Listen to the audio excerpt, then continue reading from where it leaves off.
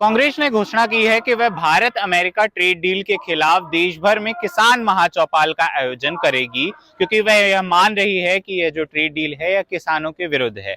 ऐसी पहली महाचौपाल का आयोजन भोपाल में किया जा रहा है। हम इस वक्त जवाहर चौक में मौजूद हैं और इस वक्त मेरे पीछे जो मंच है वहां पे लोकसभा में नेता प्रतिपक्ष राहुल गांधी सभा को संबोधित कर रहे हैं।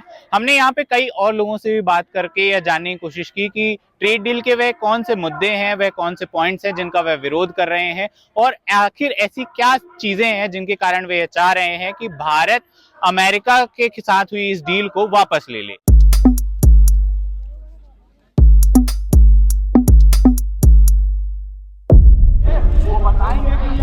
हमने आंकड़े निकाले कि मध्य प्रदेश पे किसानी की जिन वस्तुओं पे ट्रेड डील किया गया और जिनको अनुमति, जिनको डायरेक्ट अनुमति है, जिनके प्रोडक्ट को अनुमति, जैसे धागे को अनुमति दी कपास के प्रोडक्ट को, सोयाबीन को तेल को अनुमति दी सोयाबीन के प्रोडक्ट को, बीज को फर्टिफाई करके अनुमति दी इन्होंने।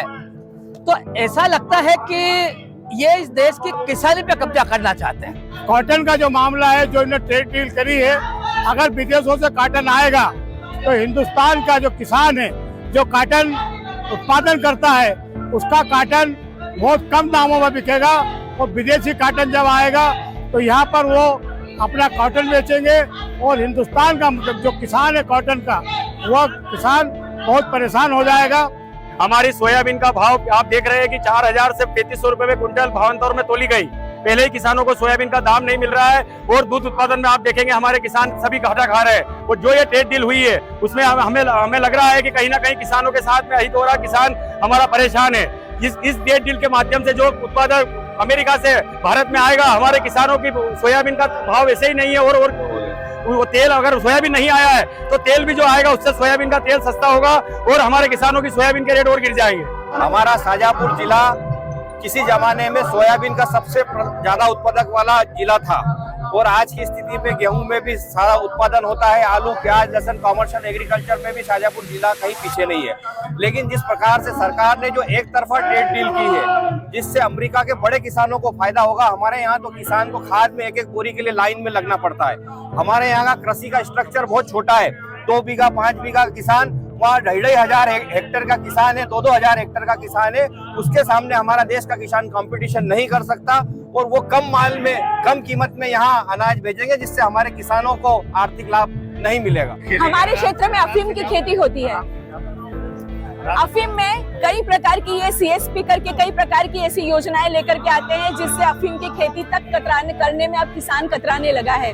तो कैसे हमारा किसान भाई उन्नति करेगा, कैसे अपने घर को चलाएगा, कैसे ये देश चलेगा, मुझे ये बताइए।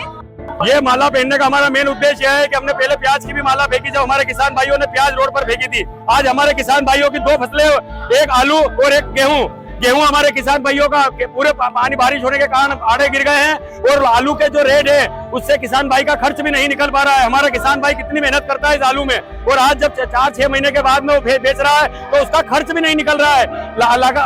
उत्पादन जितना आ रहा है उसमें किसान को 1 रुपए का फायदा नहीं हो रहा है।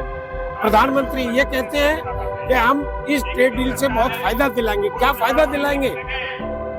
हिंदुस्तान में अमेरिका का पाउडर आएगा, वो दूध वहां से पाउडर बना के ले आएंगे, यहाँ बेचेंगे। हमारा दूध 40 रुपए 30 रुपए का भाव बिकेगा। हमारा किसान कहाँ से मजबूत होगा?